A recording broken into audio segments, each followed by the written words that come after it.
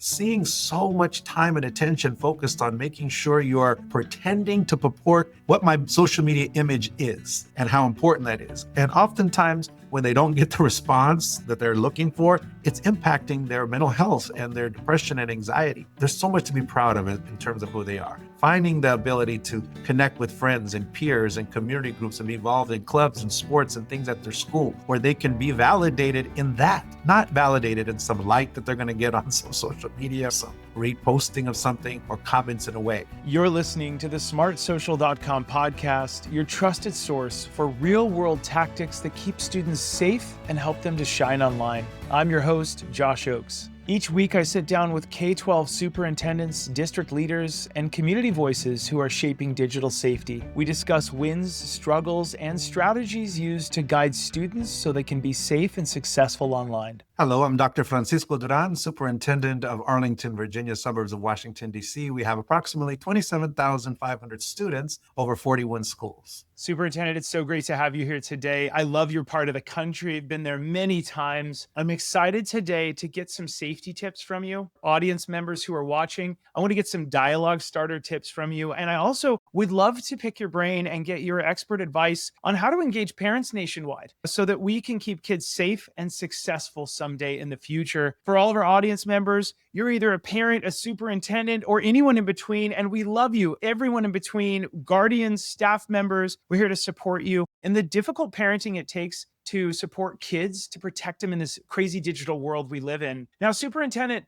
after 230 plus superintendent conversations with your peers in about 45 plus states, we've heard some consistent trends. And I know our audience sometimes says, Josh, but my community is different. I get that. And I agree. But it seems like every kid is begging for the same device. It's either an Android or an iPhone. And once they have that, they're begging for Fortnite, Instagram, TikTok, Snapchat, and Minecraft, and Roblox, and all those big apps. So bear with me because we're seeing some of these trends where every superintendent and district leader says that exact problem is happening in my community.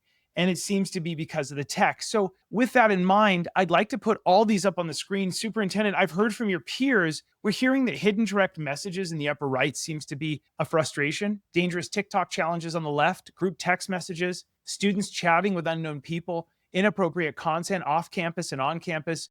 And screen time phone addiction is one that other superintendents say, Josh, if we could just get rid of screen time phone addiction, the rest of these wouldn't be a problem. Superintendent, my question for you is, which ones are you seeing as an important trend? And is there anything we're missing here? Again, thanks for having me to talk about this very important topic because it's, as a superintendent, our students' health and well-being is very much in the forefront of being able to learn, right? If you don't have the right quality conditions. But thinking about these challenges that you share, definitely screen time and phone addiction is one that really resonates much with me in my district. And thinking about the amount of time that students are spending, whether it's even instructional time during the day versus outside of the day when there may be some of the other elements on this slide, where chatting with unknown people or hidden direct messages, inappropriate content, those come into that as well. So to your earlier point, getting rid of the screen time or reducing that and the phone addiction really benefits all of these things. But as a superintendent, we've taken some measures to really address this because it's really been a challenge for us. So we actually have found ways that we have eliminated our cell phones in our schools. We have a policy and a ban on all of them. And matter of fact, at our high schools, the students have to put their phones in the pouches during the day. And to see the transition of last year, we piloted at one high school to now, to see the amount of time the students are actually interacting with one each other, is reduced the number of fights at that high school greatly. We brought much more just joy and partnership and collaboration, like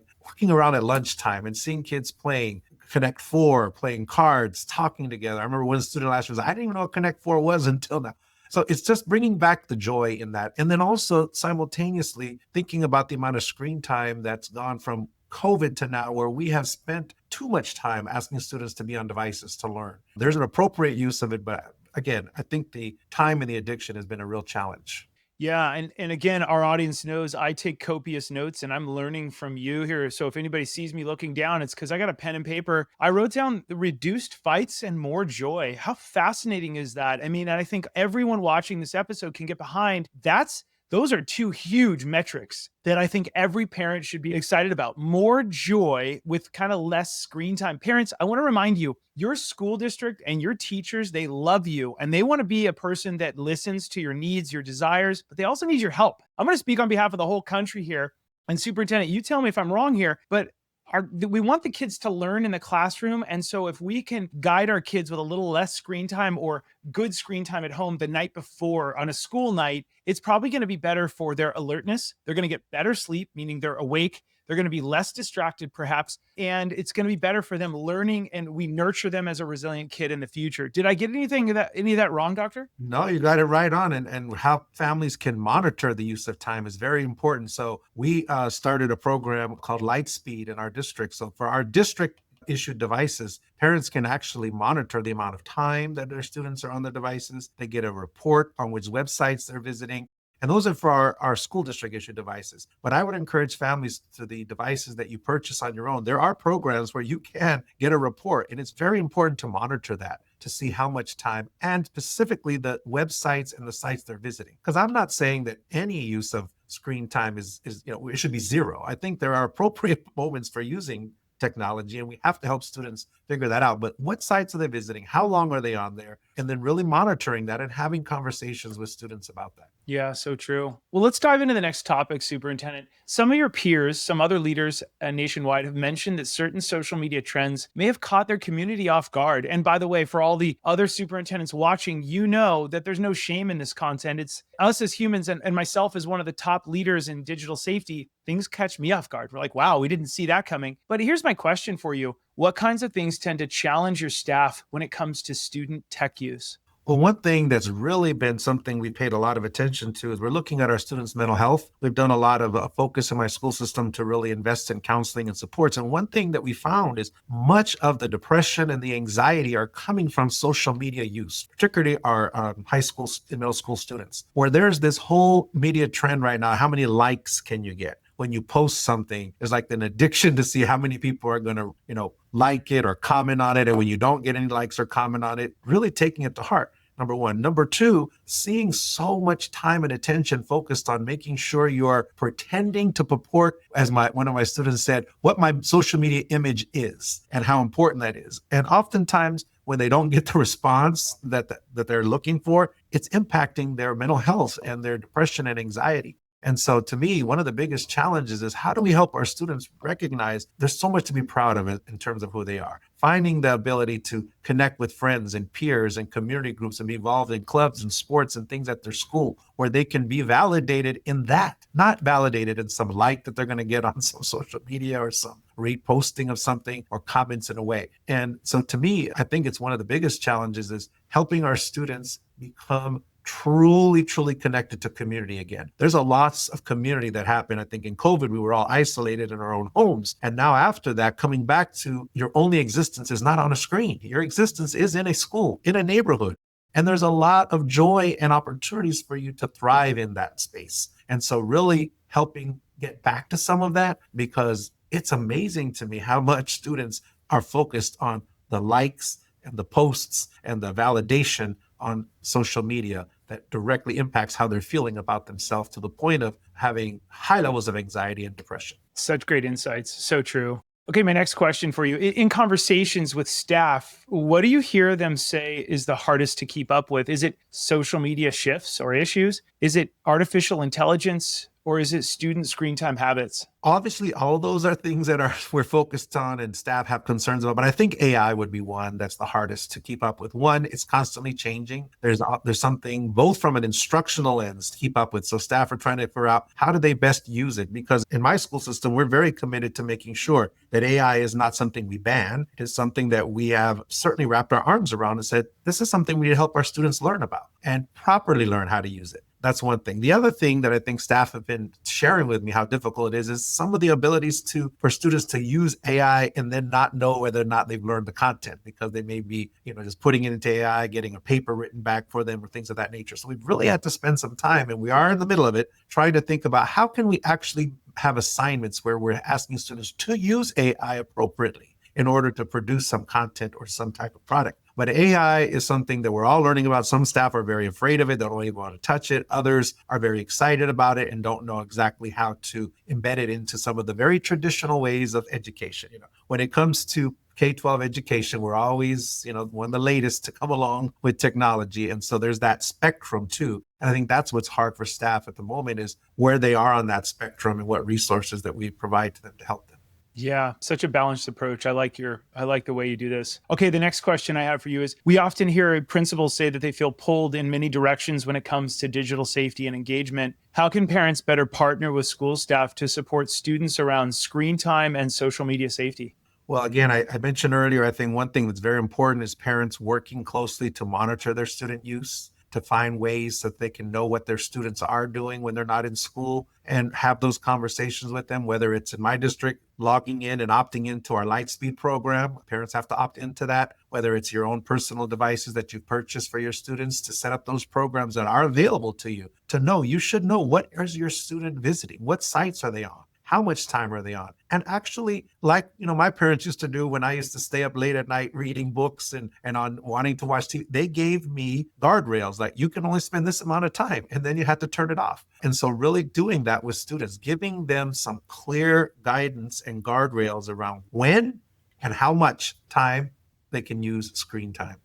Yeah, well said. For our audience, you know that we host weekly live events that are free. I hope all of our audience members, whether you're a parent, a guardian, a staff member, or a superintendent, you come to one of our free parent night events. We reach millions of people a year. One of the biggest themes that I want to share with everybody right now is, one of the questions we get is, hey, Josh, what advice would you give to a student to help them recognize some of the red flags of a dangerous stranger? Well, let's hear from a real student about how she might help one of her friends recognize these red flags. If I had a friend talking online to a stranger, I think that I would feel a little bit uncomfortable with the whole situation. I would advise against it because so many indirect issues can come from that, and it could cause something to be worse than if they had just unadded them in the first place. Some red flags that I would have to advise them to cut it off with this person or to stop engaging would be if the person starts to get very involved in their personal life and they seem to be very intrigued in what's going on with them and wanting to know all little details about what they do and who they are, and just very personal details and things that you wouldn't normally share with a stranger in real life. If they're very persistent and constantly wanting to talk to my friend or constantly trying to be involved in their life or wanting to speak to them, I feel like that's kind of a red flag. Another thing would be if they ask them to ever meet them anywhere in person right from the start. If they feel a sense of being uncomfortable, or their intuition is just saying it's wrong, or if my intuition is saying something feels wrong with this, then I think that's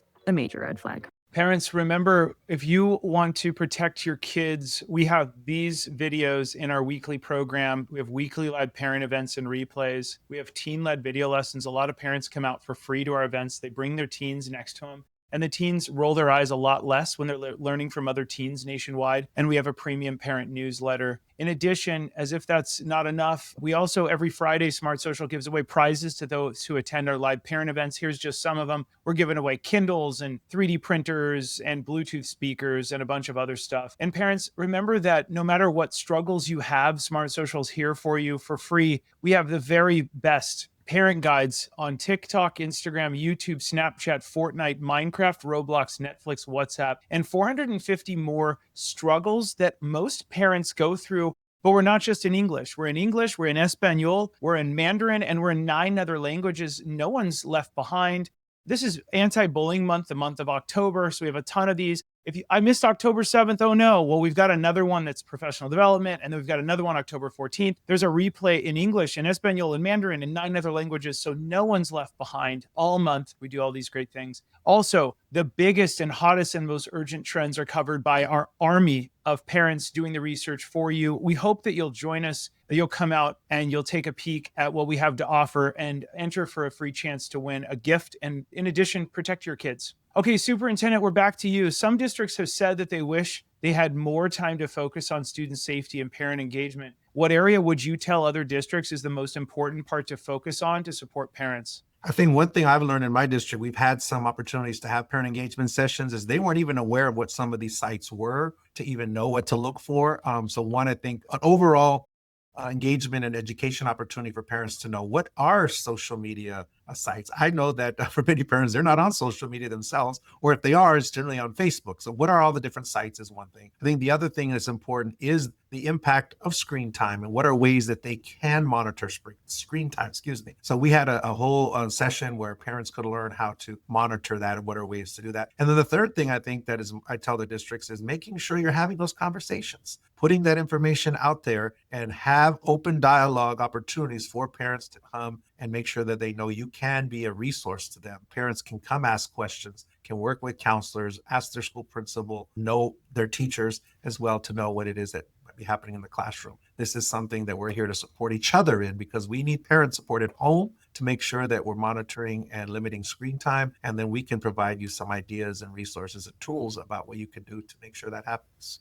Spoiler alert to everybody watching right now, the superintendent's going to guide us on some dialogue starters at the end of this episode. So I'm pumped about that. Okay, superintendent, next question. Other district leaders nationwide tell us that parent engagement helps them get ahead of future student social media problems. What parent or student preventative education would you recommend to other school districts to get ahead of these problems before they happen on campus? Well, one, I think, again, that has been very successful with us is the opportunity to have a system like our Lightspeed, which helps families to monitor the time. That's been really important for us to make sure that you're getting ahead of that. But another one, I think, is to make sure that you're aware of what the social media sites are and that you actually go on and look at them. I had some parents tell me, I didn't even know this kind of stuff was available. I didn't even know these were the types of sites that my child was getting into. So if you don't know, it's kind of like, back when I go way back to old school way, when our parents knew whose house we were going to, what neighbor, where we were going to be playing basketball, what park we were going to be at. They at least had an awareness of where we were going to be physically. You now need to have an awareness of where your child is going to be in this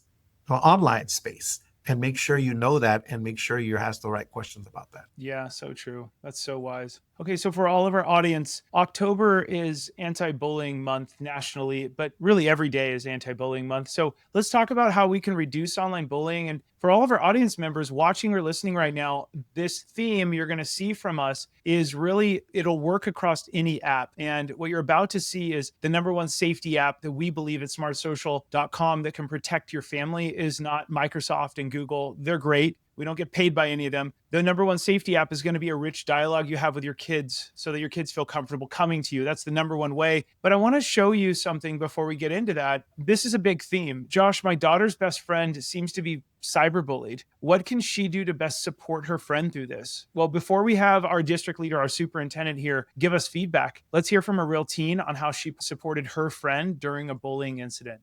To me, cyberbullying looks like repeated instances of harassment and saying hurtful or derogatory things towards others, especially if it is a one-on-one connection with that person. Bullying can make the recipient feel alone, secluded, or as if the false things the bully is saying are true, even though that is often come from hurt feelings and personal bias.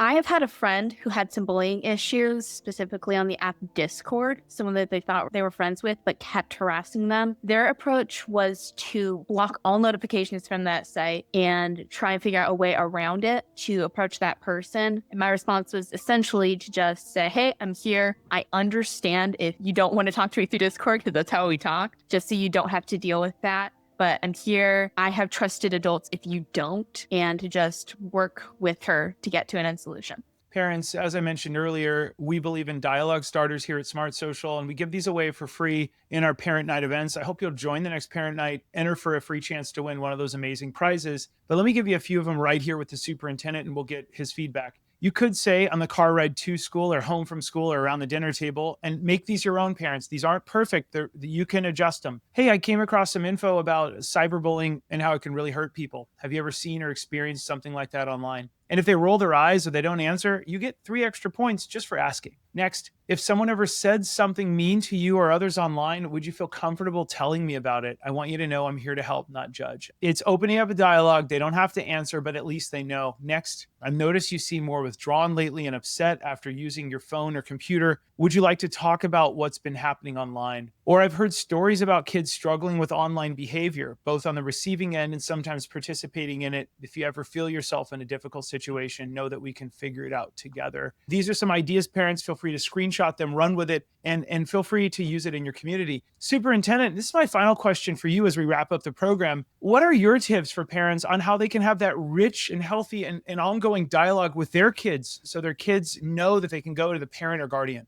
One thing that's important is to have regular dialogue with your student outside of whether it's cyberbullying, to have that relationship where they can know that you can talk to you about anything and really check in on their day, check in on how they were doing in school. And as one of your dialogue starters said, pay attention to any type of different behaviors you might see. If they're withdrawn, if they're upset, or something about them you can tell is very different in terms of their normal behavior, their normal activities that they do. So one, pay attention to what's different about their behavior, but more importantly, have that regular check-in daily with your child to know what's happening. So that way, when it is something that might be cyberbullying, it's going to be much more easier for them to tell you about it because you already have had an open door policy in a way with your student. But I think it's very important to make sure, as one of your dialogue starters said, is to make sure that they know that they can come to you and offer that as an opportunity, or let them know, if you're not comfortable talking to me about it, who are some other people you can talk to? Your counselor, your teacher, another friend, and just make sure you're not alone. If you're experiencing any type of situation where you feel being bullied, don't be silent about it. You've got to talk to someone. Superintendent, such great tips. I took a whole page of notes from you. Lots of great tips. Superintendent, you took a lot of time out of your busy day to join us here today. Thank you so much for joining us. Thank you for having me, and thanks for really making sure you're raising the awareness of these issues that will really help make sure our youth and our students are being able to thrive and be as successful as they can in school. You can't do that when you're feeling bullied. You cannot do that when you have too much screen time and your attention is not on learning. And I hope that through all of this, we'll get back more and more about community. That's what's missing in our world at this moment, is that community, that sense of belonging, that sense of connectedness in person. Such an excellent ending to a great episode. To all of our audience members, remember, it's all about keeping your kiddos safe so they can be successful using these tools. We can't be an ostrich and hide our kids from all these digital tools. We need to try and wait until the age of 16 years old before they're public on social media. And when you're ready, parents, then they're branding themselves in a positive way in the future as they get older, getting ready for college, employers, internships, and so on. You can learn more at Smart Social about all of that, the plan that we have for your kids in the future, but we got to delay it a little more. So just like the superintendent said, we need to create more joy, whether it's playing Connect 4, as the superintendent said, and it reduces fights. We need to limit that screen time, have more positive screen time as a family. There's lots of ideas that you can find anywhere on the web. Talk to your school, talk to your principal, talk to your counselors. They love you, they support you. And parents, one last thing, remember when you're posting to try and keep it light, bright, and polite, because your kids are modeling what you do online. I'm Josh Oakes, the founder of smartsocial.com, an army of parents doing the research for you to help you keep your kids safe online. I'll see all of you on the next episode. Have a great rest of the day. Thanks for spending time with the smartsocial.com podcast. If today's insights were useful, please share the episode with a fellow parent or educator and subscribe so you never miss our next conversation. And parents, make sure to join one of our next live online events each week to keep your family safe and also enter for a chance to win cool prizes. You can learn more at smartsocial.com. I'm your host, Josh Oakes, and parents, remember to keep it light, bright, and polite because your kids are watching what you're doing online. I'll see you on the next episode.